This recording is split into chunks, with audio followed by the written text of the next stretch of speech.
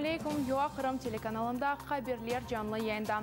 Студияда Фирида Сидеметова çalışа. Құрбан байрамының қайдетілуі. Ярамай қоқу ве боғылма телекөсі.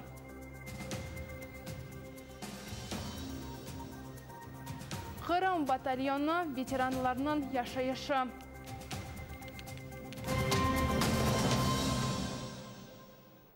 Құрбан байрам қайырлы olsun сайқылы сейіржілер. Бүгін бұтын дүнияда яшаған мұсылманлардан Құрбан байрамыны қайдете. Бұл мұсылманларының ең бұйық байрамларından бірідір. Қырым ве Киевде байрам насыл қайдетілгенін келіні снев беті келев қамызда сейірдейік. Ишғал етілген Қырымда Құрбан байрамы мұнасибеті еле байрам намазлары кечірілді.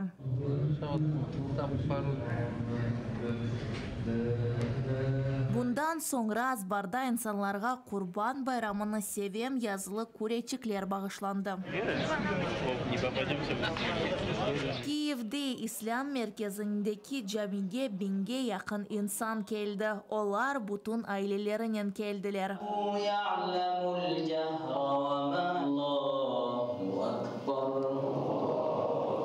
Всевишній Господь наказав Аврааму принести у жертву свого сина, і він готовий був виконати цей наказ, але Господь просто випробовував віру Авраама, і він замінив жертву сина на жертву барана. Той курбан, тобто те жертвоприносення, що роблять мусульмани, вони не собі залишають. Вони можуть залишити собі лише незначну частинку, а м'ясо цих жертовних тварин роздається бідним і нужденним людям. Мусульманам, не мусульманам, неважливо. Естественно, день начинается с молитвы праздничной, поздравлять друзей и мусульман, которые в мечети, потом уже гости к своим родственникам или к соседям и близким людям. И обязательно раздавать мясо людям. Жамиге келгендердің бір қысмы бинада, бір қысмы есе тышарыда намаз қылды. Жамиге инсанларны тек масканен весі жағыны өлчетіп көрсеттілер.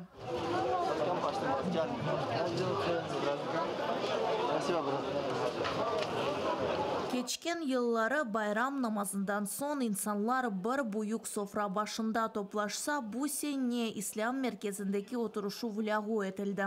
Kurban getirilecek yerge de kimse ketmedi. Карантин змінив взагалі все релігійне життя мусульман, оскільки мусульманам предписано ісламом дотримуватися норм безпеки, це обов'язково. І сам пророк Мухаммед, мир йому, він наказував людям, щоб вони не поширювали хворобу. Через те, що в усьому мусульманському світі дотримуються вимог карантину, то немає святкувань, немає, знаєте, якихось таких дуже широких святкових заходів. Навіть до мечетій ми допускаємо віруючих лише з дотриманням вимог карантину. Тобто, щоб усі були у масці, дотримували соціальної дистанції, без рукопотискань, без таких всіх атрибутів свята. Люди, щоб помолилися і розходились по домах.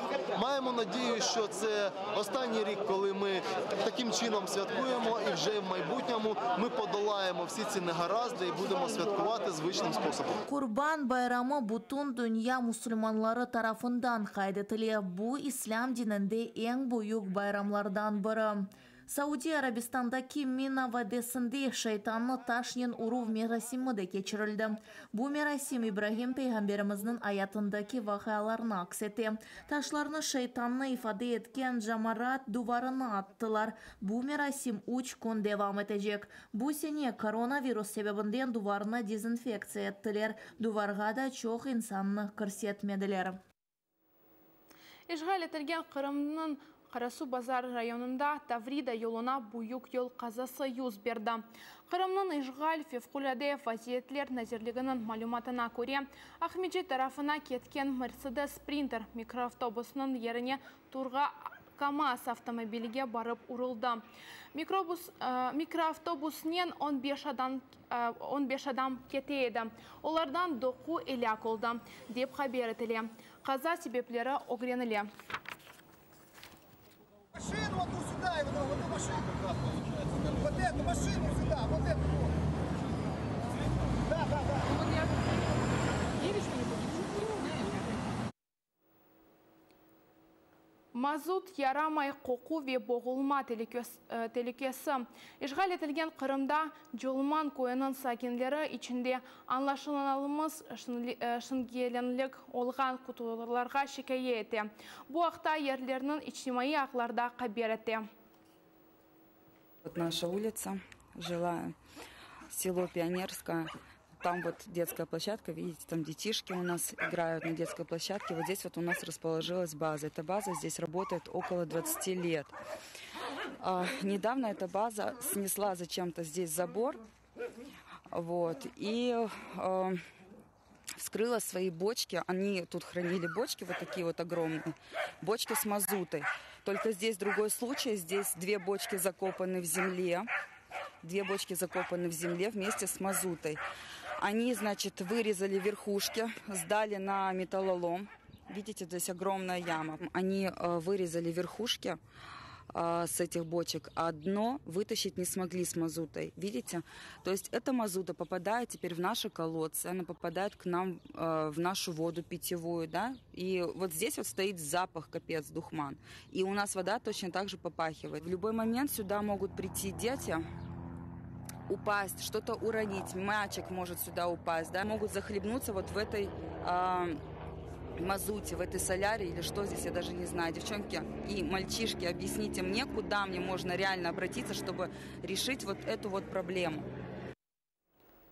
Эбет Муса сенен бабан террорист дегел, ве Қырым бу Украинадыр. Более плакатларнен Москвада фаалер пикет кечірді. Олар ишғал етілген Қырымда өлген 3 yaşındaki Муса Сулеймановнан андылар. Более етіп фаалер Вера Лаврешина ерлештірді. Более етіп фаалер баланын Құрантасына дестек білдірді. Оғланчықның бабасы Руслан Сулейманов Хизбут Тахрир давасы бойынша Рус СИЗОда тұтыла. Фоторесімдерінің Фейсбукта фаал Вера Лаврешина ерлештірді. Акцияда 10 адам іштірак етті. Бойле бір кішілік пикетлер Москвада РАЙ кечірілі. Оларының стратегия 30 тәшебесі тәшкил еті. Бұл инсанлар силясыз пикет ве акцияларға чықып, сияси мабуслерінің азат етілмесі, Украинаға қаршы тежавузының тоқтатылмасыны ве Қырымның ишғалден азат етілуі талап еті. Қырым Русия тарафындан ишғал етілген сон, олар ярамаданы қалдырып, Украинаның қорчаламақ үшін Донбасқа кетті. Бүгінде олар енді ветеранлар веттінч аятқа қайталар. Қырым батальонының аскерлері қайда ве наслы шарайты яшағанлары ақында келініс сейретейік. Я, допустим, знаю, что люди живут намного хуже, чем мы. Я знаю, что у людей и жилищные условия, и возможности намного хуже есть, чем у нас. Поэтому как бы грех жаловаться. Бу Винница вилаятындагы Нови гребле кою. Мында Куранталарынен Қырым батальонының арбийлері ве оларының команданы Иса Акаев яшай. Когда мы сюда приехали, это общежитие, оно было закрыто, не работало, было довольно-таки в таком плачевном виде. Люди, украинцы, помогли нам его отремонтировать. Вот это все окна поменяли. Здесь деревянные старые окна стояли. Вот эти двери, все вот это поменяли. Все мы когда сделали, поселились здесь, жили. А потом на следующий год нас нашли. Я не знаю, как только они на нас вышли, но вышли представители командования НАТО, сил НАТО в Европе, американские вот это там инженерные войска, что-то такое, там я сейчас не помню дословно, как это все называлось. Они вышли на нас и сказали, что они готовы привести в порядок наше общежитие. Там, допустим, вот они сделали нам наружное, утеплили его, поштукатурили, покрасили, это все как бы профинансировали они. Потом вон там клуб видно, это тоже они сделали. И там дальше, вот ее просто не видно, там школа. И за клубом там дальше детский сад. Это все они вот отремонтировали, привели в порядок. Бу исе Таисия Гайда Винница вилаятынден бір көңілі. Қырым батальоныны илк күнлерден біле. Айтқанына көре қырымлылар Нови гребле койыне бірінші кереден ерлешмеді. І частина тих людей, які приїхали перші, вони якби жили в інших людей. А потім, коли почали масово приїжджати, я пам'ятаю спочатку, як з самого початку їх поселили, привезли в якийсь спортзал.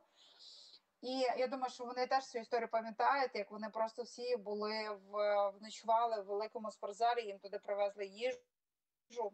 І потім стала проблема з тим, що насправді їм немає куди виїжджати. Додому вони повернутися не можуть, а тут їм нема де жити. І тоді дуже допоміг пастир протестантської церкви. У нас є дуже велика така протестантська церква. А потім вони ще жили в дитячому таборі. Тому що їм не було де жити, і вони жили в літньому дитячому таборі. Иса Акаевның айтқанына көре 5 ел içinde ятақханеде ашханелер, бала одалары, виатта, кучук, жами донатылды. Большую комнату мы там наверху использовали для места как для молитвы.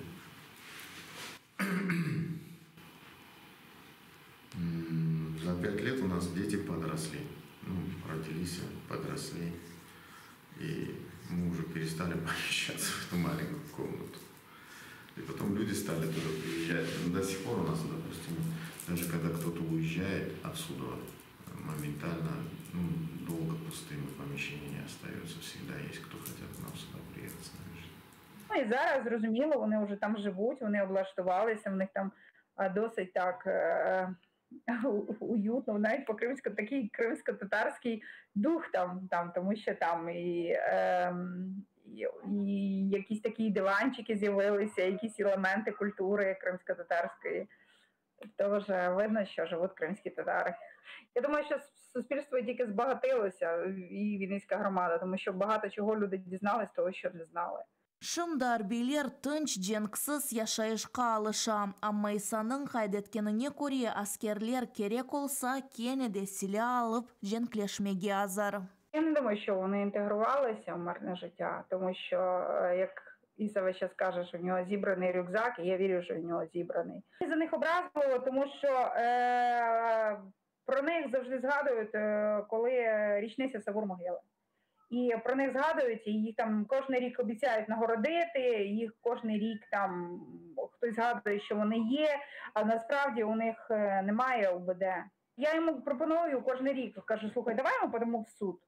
Подамо в суд на цю державу, і ми тобі, ми ж доведемо в суді, що ви воювали. То ви ж будете мати там пільги, хоча б якісь елементарні. І він мені кожен рік повторює одну і ту саму фразу. Кожен рік він каже, я не буду воювати з цією державою, яку я пішов захищати добровольців. Фактично зустрічаємося з ЗСО, насправді, коли він в Києві буває. Тобто в кафе було такий ресторанчик, зустрічалися, спілкувалися, дуже поважаю цих хлопців.